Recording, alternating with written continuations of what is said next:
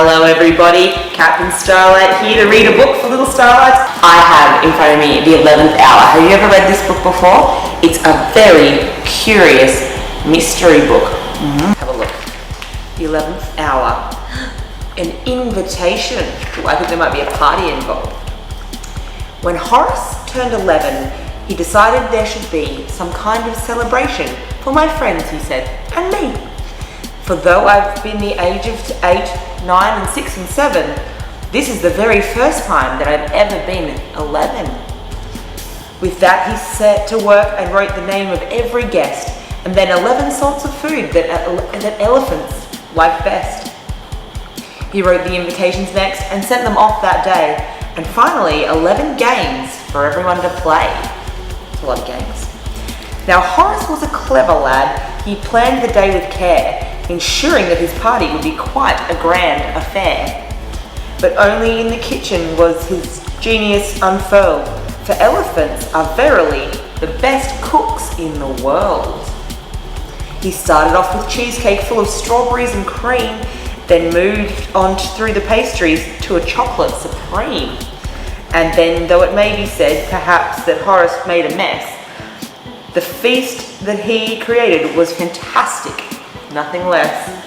Well, it does look like a bit of a mess to clean up. I hope he's got a mum or a dad to help him. 'Twas early in the morning when the party guests arrived, and all were wearing costumes most intriguingly contrived. The pig came as an admiral, the zebra as a punk. The rhino was an astronaut, his spaceship made of junk. The swan arrived as Princess Pure, a most enchanting sight, bejeweled with rows of precious stones and dressed in purest white. And with her came an Indian with arrows, spear and bow, a handsome Bengal tiger whom no one seemed to know.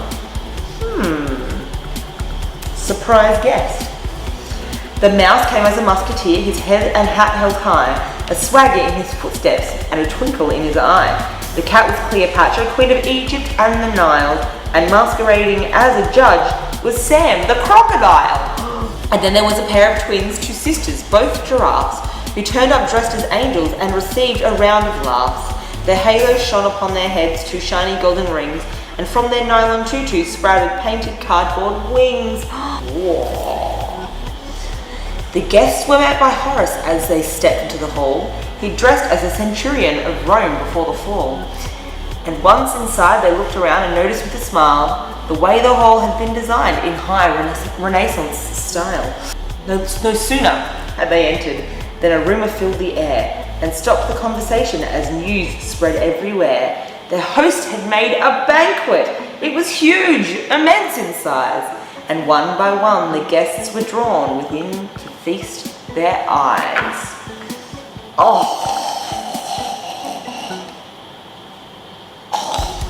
That's so much food.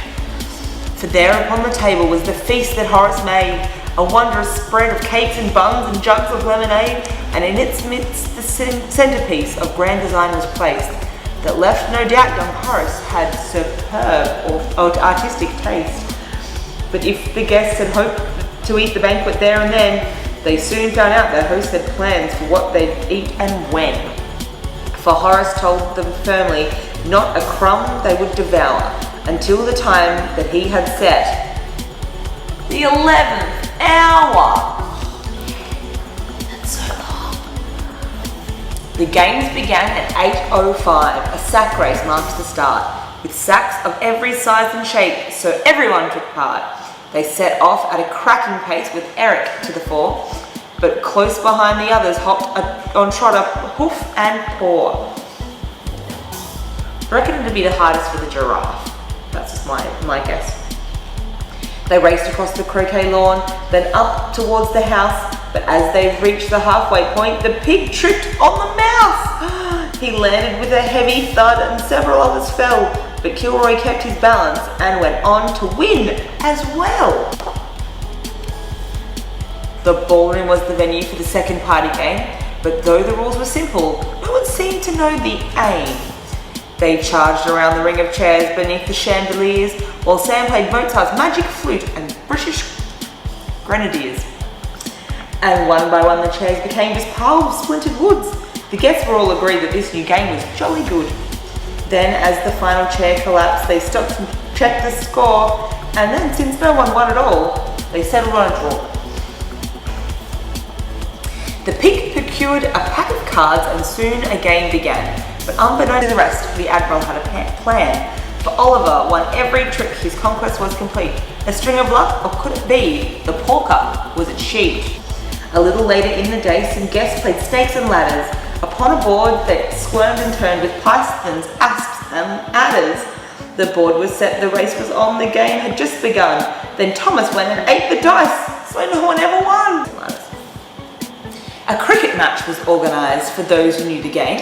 The twin giraffes had no idea but fielded just the same. But Oliver, a boastful pig, made it understood that when it came to batting, he was really rather good. The tiger donned the keeper's gloves and crouched behind the stumps and waited for a chance to show his skill at leaps and jumps. The pig went for a mighty swing but only clipped the ball, and Maxwell leapt and caught him out. Pride comes before a fall. The cricket match had finished when the zebra took his cue and challenged Tiny Kilroy to a game of pool or two. But Kilroy's skill was quite immense for somebody so small. Although Eric thought he'd win hoofs down, he didn't sink a ball. The other guests enjoyed a lively game of blind man's buff. With Peggy in the middle, you would think he'd had enough. He blundered blindfold round the room, croaked and grinned and grabbed. Oh, that's hard to say. While all the others squealed with joy and dodged and ducked and dipped. A tennis match was underway a little later on, with crocodile and tiger versus elephant and swan. The elephant was shaky. It appeared he'd lost his nerve. The score was 40-30 with the crocodile to serve. Sam tossed the ball into the air, then struck it with such force that Horace didn't see it start upon its fateful course. And sure enough, it hit poor Horace square upon the head. Game, set, and match, the tiger cried. That's life, poor Horace said. And meanwhile, midst Egyptian columns rose on silent row, a seeker searched while others hid, a game that we all know. For though her eyes were large and bright, the cat's success was small. For while she searched with utmost care, she found no one at all. And far above, upon a hill beyond the tennis court, the rhino and the zebra sat in silence, deep in thought. They studied every rook and pawn, each king and queen and knight. Then both agreed it looked too hard and quit without a fight. That's how I play chess too. The final game was tug of war, two teams of equal weight. For every mind was on the feast, the time was getting late.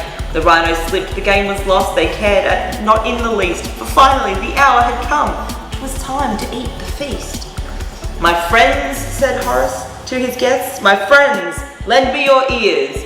For now it is that I, your host, have reached 11 years. But if he planned to make a speech his virtues to espouse, he missed his chance because everyone took off towards the house. They raced each other up the stairs, 11 steps in all, and past the marble statues leading to the banquet hall.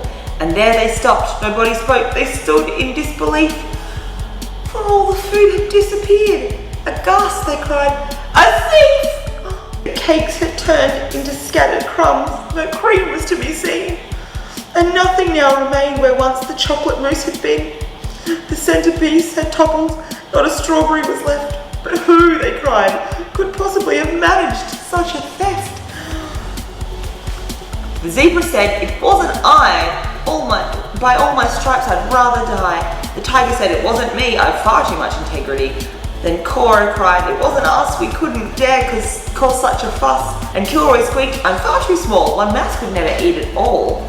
The swan looked darkly at the pig. Oh, the thief must have been someone who's big. But Oliver denied all guilt. He said, now Thomas, he's well built. The rhino sobbed through sniffs and tears. I've known our host through years and years, and though my appetite is large, I must deny the dreadful charge.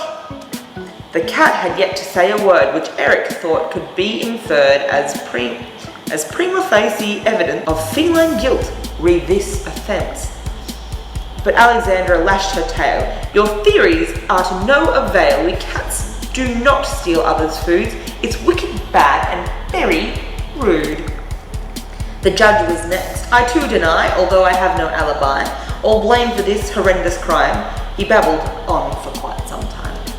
I'm not the kind of crocodile to fake a tear or force a smile. My countenance is plain to read, my friends. I did not do this deed. The mystery was curious, the guests were at a loss, but Horace was innovative and showed them who was boss. The feast was gone, we can't change that, but now it's clear to see that what we need is cheering up. Just leave it all to me. He rushed into the kitchen and was gone for quite a while, then re-emerged with sandwiches and flourish and a smile. This lot is not as fancy as the birthday feast, he said, but 11 times as healthy because it's made with whole wheat bread. And as they sat and ate their lunch, there came one last surprise, when Horace asked everyone to kindly close their eyes. And there it was, the birthday cake. The guests all clapped and cheered. He'd kept it in the kitchen, so it hadn't disappeared. And so they picnicked on the lawn until the evening fell, and everyone left satisfied. The day finished well. But in the end, although the thief was someone they all knew, they never found out who it was who stole the feast. Can you? Now, I'm going to tell you the answer to this story. If you don't want to know, now's the time to close your ears and do this. La la la la la la la la la la la. Okay. This is a note for the detectives. A little close observation and some simple deduction is quite easy to find out which of the 11 animals stole the feast. Look carefully at the pictures, and when you think you know who it was, use the first letter of that animal's name to decode this whole note. Whoa. So if you want to do that, if you can remember all the pictures, you can do that, but I'm going to do this. I'm going to tell you who did it. Here is the solution. Are you ready? I hope you're ready. Okay. This is what this picture says, decode. This is what this says, decode. Alright. Congratulations! It was indeed Kilroy the mouse who stole the feast, but he had help. 111 of Kilroy's furry relatives hid themselves in the house and around the gardens, and at 11 minutes to 11, they all scampered into the banquet hall with Kilroy and ate up all of Horace's beautiful food. And now, just to show you how clever they are, can you find 111 mice hidden in the pictures? Happy hunting. Whoa! 111 mice ate all of that beautiful food. It'd take at least that many. Look at how much food there was.